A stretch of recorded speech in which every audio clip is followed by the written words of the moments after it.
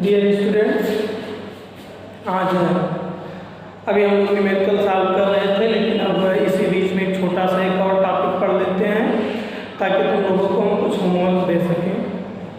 तुम लोग class 10th में पढ़े थे प्रतिरोधों का समायोजन। क्या पढ़े थे? प्रतिरोधों का समायोजन। तो जो क्लास 10th में प्रतिरोधों का समायोजन पढ़े थे, प्रतिरोधों का समायोजन तुम लोग पढ़े थे दो प्रकार से होता है, एक श्रेणी क्रम में और दूसरा समांतर क्रम में। दूसरा क्या? समांतर क्रम। यहाँ पर ध्यान से देखना, क्लास 10th में दो तरीके के प्रतिरोधों का समायोजन पढ़े थे, श्रेणी क्रम और समांतर क्रम। जो ये श्रेणी क्रम पढ़े थे, श्रेणी क्रम में क्या करते थे, मान लो R1, R2, R3 तीन रेजिस्टेंस है मेरे पास। मान लो R1, R2, R3 रेजिस्टेंस की तीन रेजिस्टेंस है, रजिस्टर है मेरे पास। ये कोई तीन रेजिस्टेंस है मेरे पास, या तीन रजिस्टर है जिनके रेजिस्टेंस R1, R2, R3 है। इनको अगर श्रेणी क्रम में जोड़ना हो तो हम लोग ऐसे जोड़ते थे। श्रेणी क्रम में जोड़ने के लिए पहले रेजिस्टेंस को ले लेते थे, फिर उसी के आगे पहले रेजिस्टेंस। अब यहाँ पर ध्यान दो, पहले रेजिस्टेंस का एक पॉजिटिव टर्मिनल होता था और ये निगेटिव टर्मिनल। अब हम क्या करते थे, क्लास में हम लोगों को पढ़ाया गया, पहले रेजिस्टेंस के निगेटिव टर्मिनल से दूसरे का पॉजिटिव जोड़ देते हैं। दूसरे का कौन सा जोड़ देते हैं? पॉजिटिव जोड़ देते हैं। तो ये इधर पे निगेटिव हो गया, दूसरे के निगेटिव से तीसरे का पॉजिटिव जोड़ देते हैं। इसी सीक्वेंस में हम रेजिस्टेंस को जोड़ते हैं। ठीक, क्लास 10th में पढ़ो। तो इसमें बहने वाली धारा है, तो तुम लोगों को मालूम है, इसमें बहने वाली धारा सभी में समान हो जाता था, लेकिन इनका विभवांतर अलग अलग होता था। R1 रेजिस्टेंस के सिरों पर विभवांतर V1 होता था, R2 रेजिस्टेंस के सिरे पर विभवांतर V2 होता था और इस पर V3। और जब रिजल्टेंट निकालते थे तो V हम लोग लिखते थे V1 plus V2 plus V3 करते थे। फिर ओम का नियम लगाकर V के जगह पर IR, V1 की जगह पर IR1, V2 की जगह पर IR2, V3 की जगह पर IR3 पुट कर देते थे। तो हमको मिल जाता था IR IR1 plus IR2 plus IR3, I common लेकर उसका काम कर देते थे। ये तो हम तुम लोगों को बताए थे श्रेणी क्रम में। लेकिन अगर प्रतिरोधों को समांतर क्रम में जोड़ना होता तो इन्हीं रेजिस्टेंस को क्या करते, सभी रेजिस्टेंस का पॉजिटिव टर्मिनल, वो शार्ट में इसको हम समझाने का प्रयास कर रहे हैं, सभी रेजिस्टेंस का पॉजिटिव टर्मिनल किसी एक पॉइंट पर ऐड कर देते थे। किसी एक पॉइंट पर ऐड कर देते थे सबका पॉजिटिव टर्मिनल और सबका निगेटिव टर्मिनल किसी एक पॉइंट पर ऐड कर देते थे। तो होता क्या था, सभी रेजिस्टेंस के एक ही पॉइंट पर जुड़े होने के कारण उनका जो विभवांतर होता था V होता था सबका, I1 का, R1, R2, R3 सबका। जबकि इनमें बहने वाली धाराएं I1, I2 और I3 हुआ करती थी। तो यहाँ का कोई साफ करने के लिए हम लोग लिखते थे resultant current I1 plus I2 plus I3 और फिर उनका नियम लगाकर अपना काम कर लेते थे। ये प्रतिरोधों का समायोजन क्या था? प्रतिरोधों का समायोजन। हम इसको इसलिए याद दिलाएं क्योंकि हमको अपने अगले टॉपिक को बहुत ईजी कर लेना है। ऐसे अब तुम लोगों को हम संधारित्र पढ़ाएंगे। क्या पढ़ाएंगे? आज तुम लोगों को पढ़ाएंगे संधारित्रों का समायोजन। आज हम लोगों को पढ़ाएंगे संधारित्रों का समायोजन। संधारित्रों का समायोजन।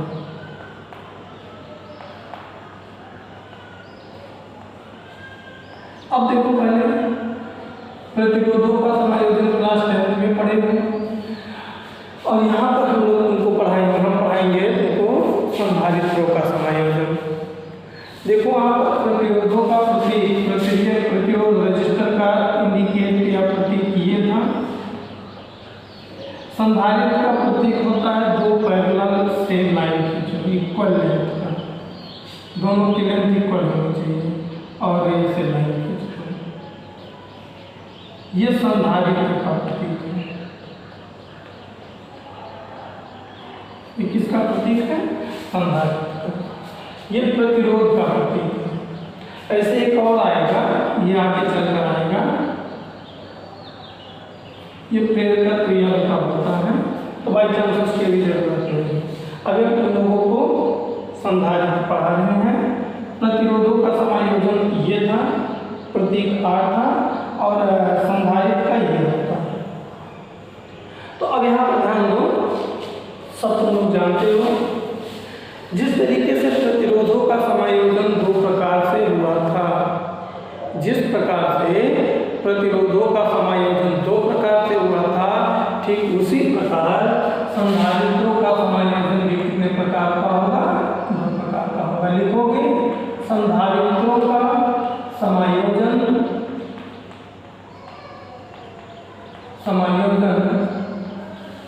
दो प्रकार से होता है।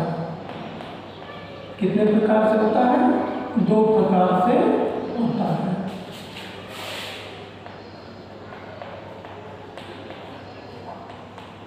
पहला क्या? श्रेणी क्रम, और दूसरा क्या? समांतर क्रम। इसको हमने इसलिए स्टार्ट किया क्योंकि इस पर भी कुछ न्यूमेरिकल है, उसको भी साथ में देखते चलना है हम लोगों को। दूसरा है समांतर क्रम। तो अब देखते हैं, इसमें तो कोई डाउट नहीं है। अब देखते हैं श्रेणी क्रम में कैसे होता है। हेडिंग डालते हैं श्रेणी क्रम में समायोजन। हेडिंग डालते हैं श्रेणी क्रम में संधारित्रों का समायोजन। श्रेणी क्रम में संधारित्रों का समायोजन।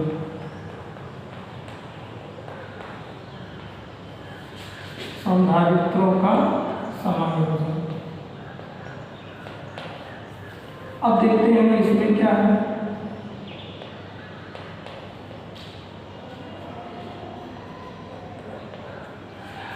श्रेणी क्रम में संधारित्रों का समायोजन क्या है, पहले देखो, समझ लो, पहले तब इसका डिफिनेशन बनाएंगे। तीन रेजिस्टेंस है, मान लो, इनको अगर हमको इन सीरीज कंबाइन करना है, R1 R2 R3 रेजिस्टेंस के, तो देखो इसका पॉजिटिव टर्मिनल, ये निगेटिव, इसके निगेटिव से एक और रेजिस्टेंस जो जोड़ना है, इसके निगेटिव से उसका क्या जोड़ेंगे? पॉजिटिव, और फिर इसके निगेटिव से आगे R2 R3 का क्या जोड़ देंगे? पॉजिटिव।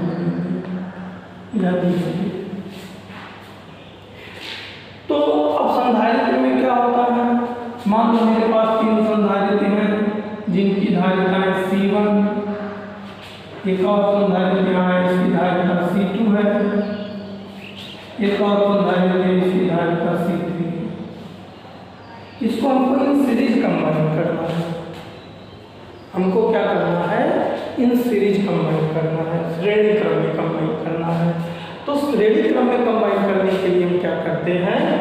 पहले रेजिस्टेंस को उठाते हैं, पहले रेजिस्टेंस को उठाते हैं। अब यहाँ पर ध्यान दो, इसको इसकी पहली प्लेट बोलते हैं और इसको दूसरी प्लेट। इसके दूसरी प्लेट को दूसरे संधारित्र के पहले प्लेट से जोड़ देंगे। देखो, ये इसका पहला प्लेट है, ये दूसरा। इस दूसरे प्लेट को इस वाले संधारित्र की किस प्लेट से जोड़ दिए? दूसरे वाले के पहले से, और दूसरे वाले के पहले को तीसरे वाले, दूसरे वाले के दूसरे को क्या कर दिए? तीसरे संधारित्र के पहले प्लेट से जोड़ दिए, और तीसरे के दूसरे प्लेट को क्या कर दिए, अगले संधारित्र के पहले प्लेट से जोड़ दिए, और एट लास्ट इस लास्ट प्लेट को पृथ्वी से डाउन कर दिए, जोड़ दिए, और इसको विद्युत जिसके कारण हर प्लेट का, हर संधारित्र का पहला प्लेट पॉजिटिव और हर संधारित्र का दूसरा प्लेट नेगेटिव हो जाएगा। तो अब यहाँ पर एक और टेक्निक देखो, हम ये क्या है, प्रत्येक, यहाँ पर ध्यान देना, प्रत्येक पहले प्लेट के, प्रत्येक या आगे वाले पहले प्लेट के, ध्यान ये संधारित्र का ये दूसरा प्लेट है ना, दूसरे प्लेट को किससे जोड़े हैं, दूसरे के पहले से, दूसरे का दूसरा तीसरे के पहले से, तीसरे के पहले से, चौथा का पहला तीसरे के दूसरे से। तो इस सीक्वेंस को जरा सोचो, इस कहने पर ये क्या बन रहा है, इसका सीक्वेंस क्या बन रहा है, डिफिनेशन दोनों बनाकर सोचो क्या बन रहा है, सोचो जरा। मेरे हिसाब से देखो एक ट्रिक बन रहा है, प्रत्येक संधारित्र के, यहाँ पर लिखकर समझा रहे हैं ताकि समझ में आए सही से, इस समायोजन में, ताकि मेरा दोनों काम हो जाए, समझ में भी आ जाए तो लोगों का नोट भी बन जाए। इस समायोजन में प्रत्येक संधारित्र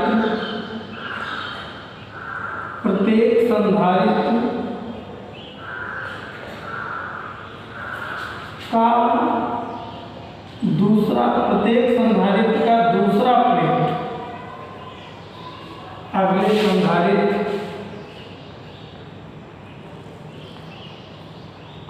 संधारित्र के पहले प्लेट से जोड़ते हैं, के पहले प्लेट से जोड़ते हैं।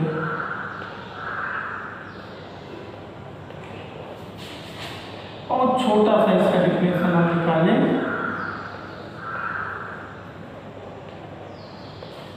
ये श्रेणी क्रम में समायोजन का। अब ये नहीं समझ में आएगा, यहाँ पर देखो लिखे क्या है, प्रत्येक संधारित्र का दूसरा प्लेट, प्रत्येक संधारित्र का दूसरा प्लेट अगले संधारित्र के पहले प्लेट से जोड़ते हैं। ये देखो डिफिनेशन कैसे हम सेट किए, ये एक संधारित्र है ना, इसके अगला संधारित्र कौन है, ध्यान देना, ये एक संधारित्र है, इसके अगला संधारित्र क्या है, C2, C2 का अगला संधारित्र क्या है, C3, C3 के अगला संधारित्र क्या है, C4।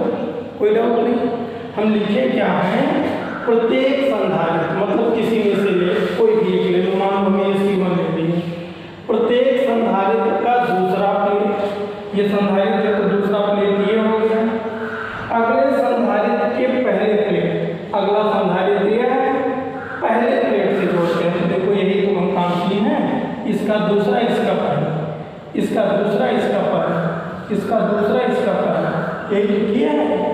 मतलब आगे वाले संधारित्र का दूसरा प्लेट और पीछे वाले संधारित्र का पहला प्लेट आपस में जोड़ दो, आगे वाले संधारित्र का दूसरा प्लेट पीछे वाले संधारित्र के पहले प्लेट से अगर हम जोड़ दें तो ये क्या बन जाता है, सीरीज कम्युनिकेशन। देखो फिगर तो आसानी से बन जाता है, लेकिन डिफिनेशन लिखने में दिक्कत होती है कि हम डिफिनेशन कैसे बनाएं, हम डिफिनेशन अपने दिमाग में कैसे तैयार रखें हम, इसलिए हमने ये समझाया। दिमाग में क्या रखो, अगले का दूसरा पिछले के पहले से जोड़ दें, अगले का दूसरा पिछले के पहले से जोड़ दें, तो कौन सा कम्बिनेशन बन जाता है, सीरीज कम्युनिकेशन। देखो यहाँ पर लिखे इस समायोजन में प्रत्येक संधारित्र का दूसरा प्लेट पहले संधारित्र के पहले प्लेट से जोड़ देते हैं। अब थोड़ा सा आगे काम करते हैं।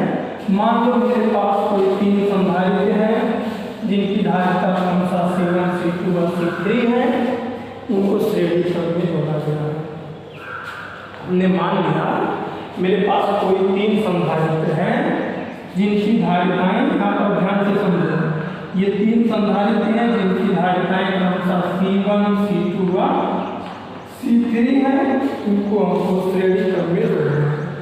तो अगर हमको इनको श्रेणी क्रम में जोड़ना होगा तो हम लोग को मालूम है पहला संधारित्र, पहले संधारित्र के दूसरे प्लेट को ये C1 हो गया, इसके दूसरे प्लेट को अगले संधारित्र से जोड़ दें, आगे ऐसे जोड़ते हुए चले। तो भाई साहब मेरे पास हम 3 ही संधारित्र लिए, हमने सपोज किया 3 संधारित्र हैं जिनकी धारिता C1, C2 और C3 है, को हम श्रेणी क्रम में ऐड कर रहे हैं। किस क्रम में ऐड कर रहे हैं? श्रेणी क्रम में। तो श्रेणी क्रम में ऐड करते समय क्या करेंगे? लास्ट में दूसरे प्लेट को हम पृथ्वी से जोड़ देंगे, लास्ट में दूसरी प्लेट को हम पृथ्वी से जोड़ देंगे, और ये जो आज पहला प्लेट था इसको हम विद्युत स्रोत से जोड़ देंगे। विद्युत स्रोत से जोड़ देने के कारण हर संधारित्र का पहला प्लेट पॉजिटिव हो जाएगा, धनावेशित हो जाएगा, हर संधारित्र का पहला प्लेट पॉजिटिव हो जाएगा और दूसरा प्लेट नेगेटिव हो जाएगा। दूसरा प्लेट क्या हो जाएगा? नेगेटिव हो जाएगा। कोई डाउट नहीं? तो अब देखो दोनों आप तीनों अलग अलग जगह पे जुड़े हैं, जब ये तीनों अलग अलग जगह पे जुड़े हैं तो इनका विभवांतर अलग अलग होगा। हमने इसका विभवांतर V1 मान लिया, इस C2 वाले का विभवांतर V2 मान लिया और C3 का विभवांतर V3 मान लिया। और जो भी मान का काम किए हो अब इसको लिखना है, क्या लिखोगे? माना 3 समांतर प्लेट संधारित्र, माना 3 संधारित्र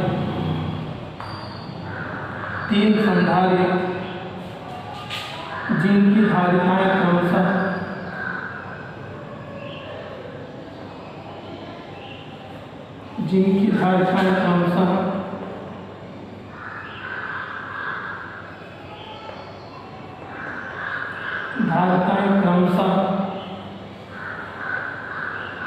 नोट बनाते चलो तुरंत, क्रमशः C1 और C1, C2 और C3 है, C1, C2 और C3 है को श्रेणी क्रम में जोड़ा गया है, तो श्रेणी क्रम में जोड़ा गया है।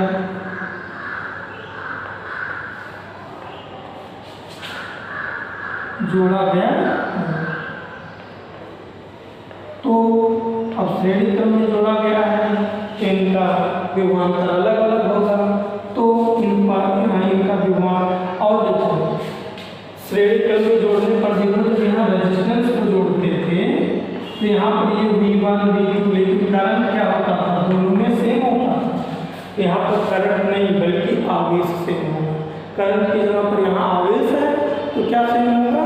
आवेश सेम होगा, यानी कि दोनों तीनों में आवेश समान और लेकिन विभवांतर तीनों का अलग अलग होगा। तो वही चीज यहाँ पर लिख दी, जोड़ा गया है तो इन पर समान आवेश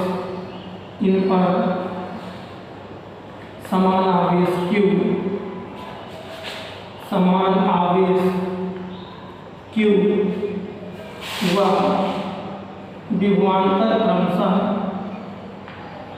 विभवांतर क्रमशः V1 V2 व V3। तो V1 V2 V3 है तो पहला भी विभवांतर क्या हो जाएगा? बोलो, तीनों को हम क्या कर लें? ऐड करें। तो पहला विभवांतर, यहाँ पर ध्यान बहुत दीजिए, बस यही समझना था फिगर है। तो पहला विभवांतर क्या हो जाएगा? V क्या? तीनों को हम क्या कर लें? ऐड कर लें। तो क्या होगा? V1 + V2 + V3। अब देखो जब हम लोगों को संधारित्र पढ़ा रहे थे तो C = Q/V पढ़ाए थे। Q/V क्या पढ़ाए थे? V पढ़ाए थे। तो यहाँ से V = क्या हो सकता है? Q/C। लेकिन अगर V1 हो तो Q/C1 और V2 हो तो Q/C2। तो यहाँ पर लिखोगे संधारित्र के सूत्र से या सीधे जो धारिता के सूत्र से, सबसे धारिता के सूत्र से, धारिता का सूत्र क्या कहता है? V is equal to Q by C. तो V इज इक्वल टू अगर क्यू बाई सी है तो V1 इज इक्वल टू क्या होना चाहिए, क्यू बाई C1 होना चाहिए। V2 इज इक्वल टू क्या होना चाहिए, क्यू बाई C2 होना चाहिए। और V3 इज इक्वल टू क्या होना चाहिए, क्यू बाई C3 होना चाहिए। अगर हम ये मान रहा कि ये जो ऊपर इक्वेशन आया है अगर हम उसमें रख दें, यह मान समीकरण में रखने पर, जब यह मान हम समीकरण में रखेंगे v की जगह पर क्या हो जाएगा, क्यू बाई सी। ये जो v1 है इसकी जगह पर क्या हो जाएगा, देखो q1 by Q by c1। ये जो v2 लिखे हो इसकी जगह पर क्या हो जाएगा, क्यू बाई c2। और जो ये है लास्ट क्यू बाई c3। ये देखो तीनों में क्यू है, क्यू कॉमन है, क्यू कॉमन लोगे तो 1 by C1 plus 1 by C2 plus 1 by C3 आ गया। ये क्या हो गया, Q by C. Q Q से क्या हो गया, कैंसिल हो गया। रिजल्ट आया 1 by C equal to 1 by C1 plus 1 by C2 plus 1 by C3। यही तुम्हारे श्रेणी क्रम का समायोजन का सूत्र है। जबकि देखो प्रतिरोधों का जब निकाले थे तो R equal to R1 plus R2 plus R3 आया था श्रेणी क्रम में। इनके संधारित्र में क्या होता है, सीधा उल्टा होता है। कोई डाउट नहीं, कोई डाउट नहीं। इसी तरीके से एक और छोटा सा पढ़ लो, समांतर क्रम में समायोजन पढ़ लो इसी वक्त तक तुम लोग समांतर क्रम में समायोजन भी पढ़ लो। समांतर क्रम भी बहुत इजी है, अगर ये तुम लोगों को समझ में आया तो समांतर क्रम और अच्छे से समझ में आएगा। समांतर क्रम में समायोजन, समांतर क्रम में समायोजन। अब देखते हैं समांतर क्रम में समायोजन क्या है। देखो अब तुम लोगों को बहुत कुछ मालूम हो चुका है, अब तुम लोग इस काम को बहुत तेजी से करोगे और हम भी इसको तेजी से ही निकालने का प्रयास करेंगे।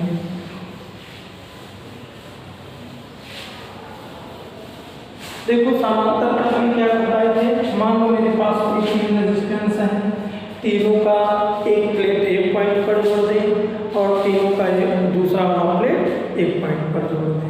तो बहुत जल्दी से इसको करेंगे। मान लिया मेरे पास कोई तीन संधारित्र हैं जिनकी धारिताएं C1, जिनकी धारिताएं C1, C2 व C3 हैं, जिनकी धारिताएं C1, C2 व C3 हैं। इनको हमको समांतर क्रम में जोड़ना है। किस क्रम में जोड़ना है, समांतर क्रम में। तो सभी का पहला प्लेट एक पॉइंट पर जोड़ देंगे, जैसे सबका पहला प्लेट हम एक पॉइंट पर जोड़ देंगे और सबका दूसरा वाला प्लेट क्या कर देंगे, किसी दूसरे बिंदु पर ले जाकर जोड़ देंगे। सबका दूसरा वाला क्या करेंगे, किसी दूसरे बिंदु पर ले जाकर जोड़ देंगे। और लास्ट में क्या करेंगे, दूसरे वाले प्लेट को पृथ्वी से जोड़ देंगे। दूसरे वाले प्लेट को क्या करेंगे, पृथ्वी से जोड़ देंगे और पहले वाले प्लेट को विद्युत स्रोत से जोड़ देंगे। अब देखो चूंकि तीनों प्लेट एक ही बिंदु पर जुड़े हैं इसलिए इनका विभवांतर तीनों का क्या होगा, सेम होगा। तीनों का विभवांतर क्या होगा, सेम होगा। लेकिन तीनों में जाने वाला चार्ज अलग अलग होगा। C1 में Q1, C2 में Q2 और यहाँ पर क्या Q3। अब देखो कितना इजी हो गया। अगर तीनों में Q1, Q2, Q3 है तो परिणामी आवेश या कुल आवेश, तो कुल आवेश क्या हो जाएगा, अब बहुत जल्दी से कर रहे हैं। तो कुल आवेश Q इक्वल टू क्या होगा, बोलो। अगर इसमें चार्ज Q1 जा रहा है, इसमें चार्ज Q2 जा रहा है, इसमें चार्ज Q3 जा रहा है तो परिणामी आवेश Q इक्वल टू क्या होना चाहिए, Q1 प्लस Q2 प्लस क्या Q3 होना चाहिए। फिर वही धारिता के सूत्र सूत्र से देखो C इक्वल टू क्या पढ़ेंगे तुम लोग क्यू बाई वी, तो यहाँ से V Q is equal to क्या लिख सकते हो C into V. Q is equal to क्या लिख सकते हो क्यू इंटू यानी क्यू इज इक्वल टू क्या C इंटू वी। तो Q1 इज इक्वल टू क्या होगा C1 क्या होगा C1 V, क्योंकि दो अब की बात V सेम है। तो Q2 इज इक्वल टू क्या होना चाहिए C2 V। Q3 is equal to क्या होना चाहिए C3। अगर ये मान उठा के हम अगर ये मान जो निकाले हैं हम उठाकर समीकरण रख दें तो क्या हो जाएगा, यह मान समीकरण में रखने पर यह मान समीकरण में रखने पर तो जब ये मान हम समीकरण में रखेंगे तो Q की जगह पर क्या होगा CV, Q1 की जगह पर होगा C1 V1, Q2 की जगह पर क्या होगा C2 V2 और नहीं सॉरी V2 कहाँ होगा C3 V। अब देखो इधर काम क्या मिल रहा है V कॉमन मिल रहा है, V कॉमन ले लो, ब्रैकेट में क्या बचेगा C1 प्लस C2 और प्लस क्या C3 इज इक्वल टू क्या होगा C। V से क्या होगा cancel, C is equal to क्या हो गया C1 plus C2 plus C3। ये तुम्हारे समांतर क्रम में प्रतिरोधों के समायोजन का सूत्र है। ये तो थोड़ा जल्दी करने के लिए कर दिए, लेकिन ये बताओ यहाँ क्या लिखें डिफिनेशन में, ये जो तुम लोग कर दिए हो ये डिफिनेशन में क्या लिखें बोलो, यहाँ किए क्या हो मुझे समझाओ, बोलो यहाँ तुम किए क्या है नहीं मालूम, मालूम नहीं है तुम लोगों को। यहाँ पर तुम लोग किए हो तीनों संधारित्र के एक प्लेट को यहाँ पर जोड़ दियो किसी एक बिंदु पर और दूसरी वाले प्लेट दूसरे वाले सभी संधारित्रों का दूसरा वाला प्लेट किसी दूसरे बिंदु पर जोड़ दियो। तो मतलब हम लिखते हैं इस समायोजन में क्या सभी संधारित्रों के पहले प्लेट को एक बिंदु पर और सभी संधारित्र तथा दूसरा प्लेट किसी एक बिंदु पर जोड़ते हैं। इस समायोजन में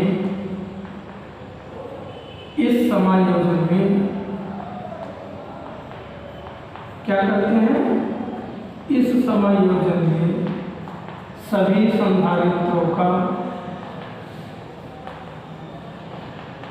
सभी संधारित्रों के पहली प्लेट को एक बिंदु से पहली प्लेट को क्या करते हैं एक बिंदु से तथा दूसरी प्लेट को एक बिंदु से तथा दूसरी प्लेट को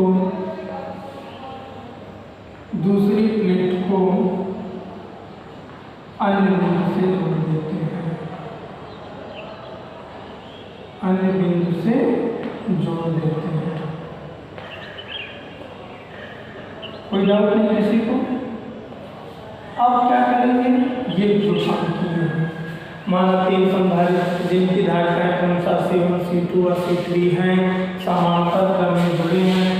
लिखोगे माना तीन संधारित्र अब डेरिवेशन के लिए इतना तो डिफिनेशन हो गया। माना तीन संधारित्र जिनकी धारिताएं क्रमशः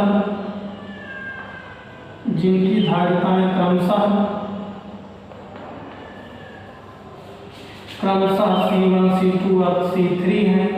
C1 C2 वह क्या है C3 है, समांतर क्रम में जुड़े हैं।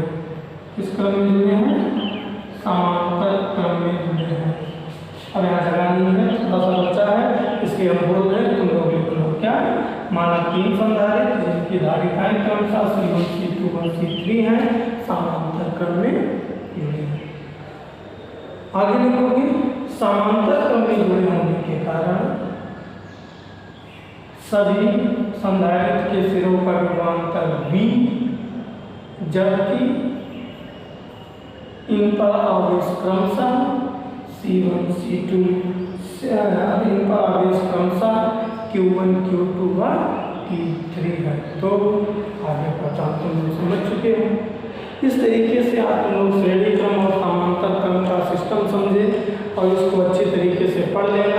अब इस पर हम तुम लोगों को कल डेरिवेशन तो आज हो ही गया, अब इस पर हम दोनों से रिलेटेड कल तुम लोगों को कुछ निम्नलिखित